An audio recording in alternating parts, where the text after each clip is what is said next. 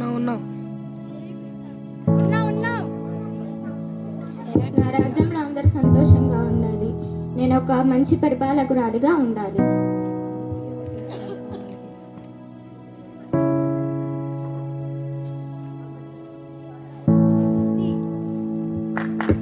ఎవరక్కడ?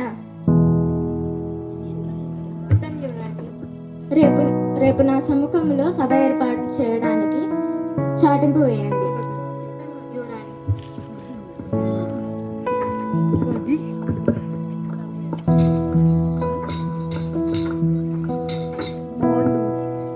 ఇందు మూలంగా యావత్ మంది ప్రజానికానికి తెలియజేయమనగా రేపు రాణిగారి సముఖంలో సభ ఏర్పాటు చేయడం జరిగింది.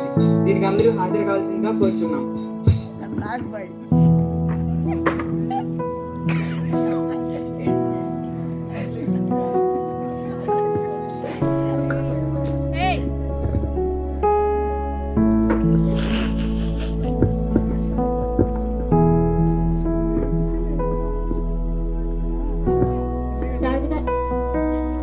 యువరాణి మీకోసం ప్రజలు ప్రవేశపెట్టమంటారా?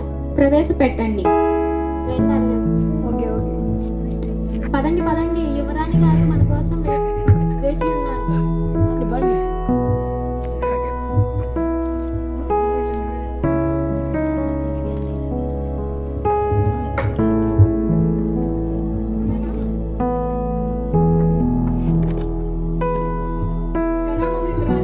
ప్రణామములు.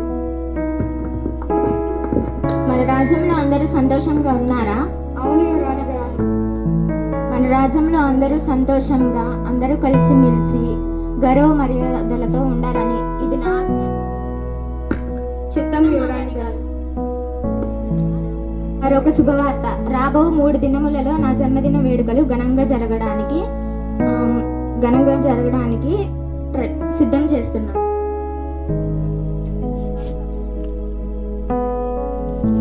నన్ను ఎవరైతే మెప్పిస్తారో వారికి నా రాజ్యంలో అధికారాన్ని కలుగజేస్తాను. చిత్తం యువరాణి గారు.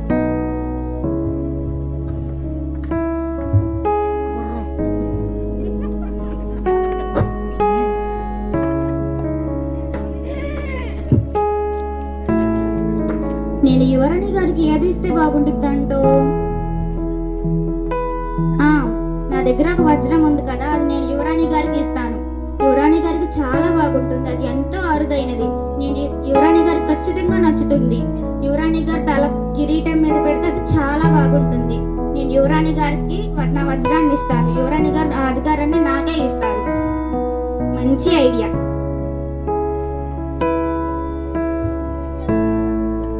అందరూ యువరాణి గారికి మంచి మంచి బహుమతులు ఇస్తారు. నేనేమి ఇవ్వాలప్పా? గుర్రం ఇద్దాం. కానీ వాళ్ళ రాజ్యంలో చాలా గుర్రాలు ఉంటాయి. నేను బాగా పరిగెత్తే గుర్రం ఇచ్చి రాణి గారిని మెప్పించి నా అధికారాన్ని నేను పొందుకుంటాను.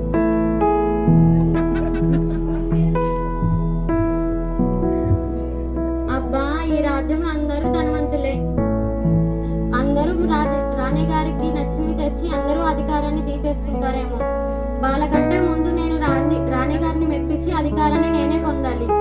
రాణి గారికి ఏమిస్తే నచ్చుతుంది? రాణి గారు యువరాణి గారు కాబట్టి ఏదైనా మంచి వస్త్రాన్ని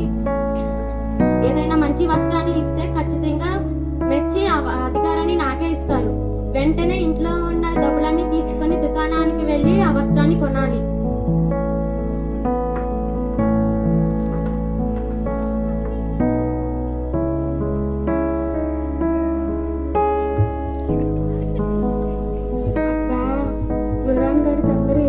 మంచి బహుమతిని ఇస్తారు. నేనేమి ఇవ్వాలి? నాకేం అర్థం కావట్లేదు. అయ్యో, అరే ఈ మొక్క భలే ఉంది, ఇన్ని రంగురంగుల పూలతో భలే ఉంది.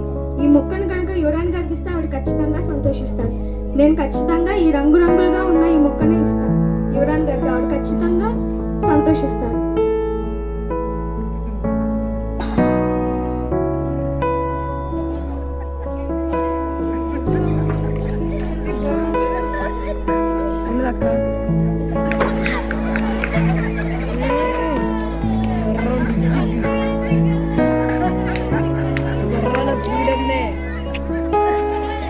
ఏమిటిది? చాలా బాగుంది. బాగుంది కదా, చాలా బాగుంది. దీన్ని దేశాలు వెతికి కష్టపడి తీసుకొచ్చారు. యువరాణి గారికి దీని బహుమతిగా ఇచ్చి, దీని పేరు గుర్రం, దీన్ని బహుమతిగా ఇచ్చి ఆ అధికారాన్ని నేనే పొందాలని తీసుకొచ్చాను. ఇదా? నీకు తెలియదు ఇది ఏం పనులు చేసిద్దో తెలుసా? యుద్ధంలో గెలిపించిద్ది, బాగా స్పీడ్ గా పరిగెత్తి యుద్ధాల్లో గెలిపించిద్ది. నువ్వేం తెచ్చావు? యువరాణి గారికి వజ్రం తీసుకొచ్చాను. యువరాణి గారు కిరీటంలో పెడితే ఇది చాలా బాగుంటుంది. యువరాణి గారు ఖచ్చితంగా నాకే వజ్రాన్ని ఇస్తారు. కాదు, నాకే ఇస్తారు. కాదు, నాకే ఇస్తారు. యువరాణి గారికి నాకే ఇస్తారు. నాకే ఇస్తారు. నాకే ఇస్తారు. చిప్పో.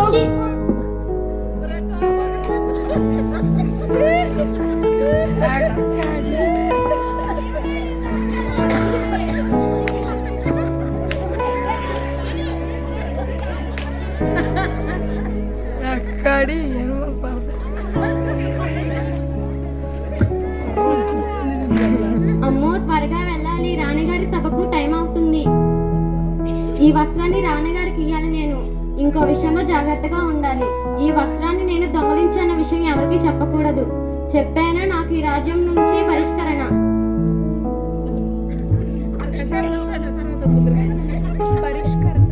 యువరాణి గారి జన్మదినం రోజు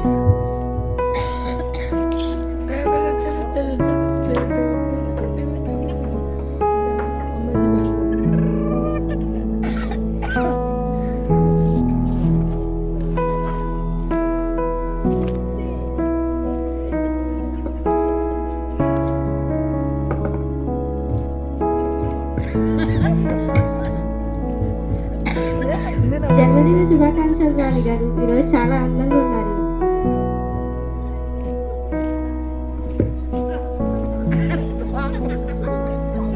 జన్మదిన శుభాకాంక్షలు రాణి గారు. ఈరోజు మీ డ్రెస్ చాలా బాగుంది.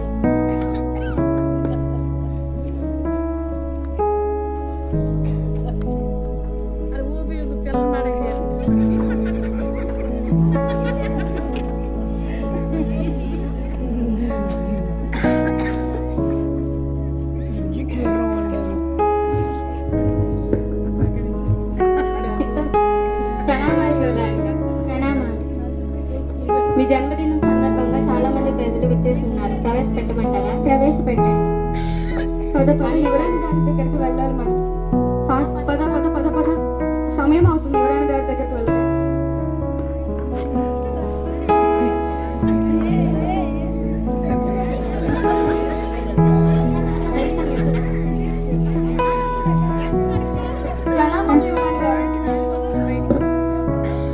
ప్రణామములు.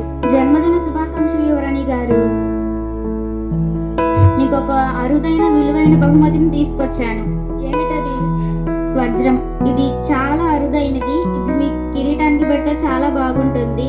అందుకని నేను మీకోసం ఇది తీసుకొచ్చాను. మీ కిరీటంలో పెడితే మీరు దీంట్లో చాలా అందంగా కనబడతారు. ధన్యవాదాలు. జన్మదిన శుభాకాంక్షలు యువరాణి గారు. నేను మీకోసం గుర్రాన్ని తెచ్చాను. మీరు ఏ యుద్ధానికి వెళ్ళినా దీన్ని తీసుకెళ్ళండి. అప్పుడు మీకు విజయం తప్పనిసరిగా వస్తుంది. ధన్యవాదాలు.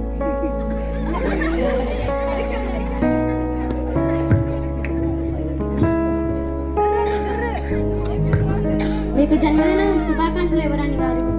మీ జన్మదిన సందర్భంగా నేను మీకు ఖరీదైన అరుదైన వస్త్రాన్ని తీసుకువచ్చాను.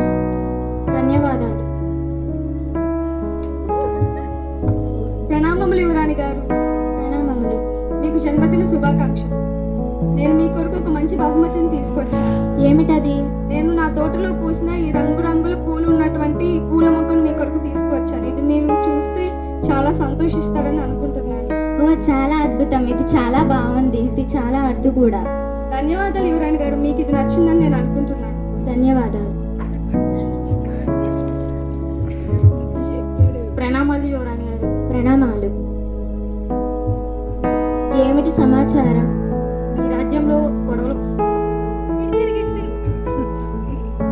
మీ రాజ్యంలో గొడవలు పడకూడదు, దొంగతనం చేయకూడదు, చెడు పనులు చేయకూడదని చెప్తున్నారు కదా, దానికి మొత్తం వ్యతిరేకంగా జరుగుతున్నాయి. అవునా? అవును.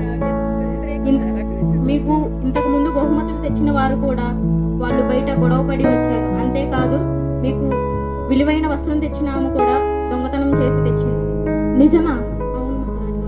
మీరు వెంటనే వెంటనే నా రాజ్యం నుండి తొలగిపోండి. క్షమించండి యువరాణి గారు, వెళ్ళిపోండి.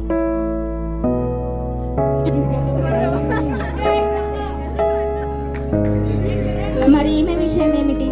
మేము ఒక్కటే ఆమెకున్న దానిలో విశ్వాసంగా నమ్మకంగా మీకు కృషి చేసి తనకున్న దానిలో మీకు ఒక మొక్కనిచ్చింది.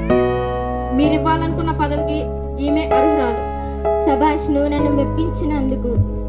చాలా అరుదైన మొక్కను కూడా నాకు తీసుకువచ్చావు. నా రాజ్యంలో అధికారం నీకు కల్పిస్తున్నాను. చాలా సంతోషం యువరాణి గారు, నేను ధన్యురాలిని.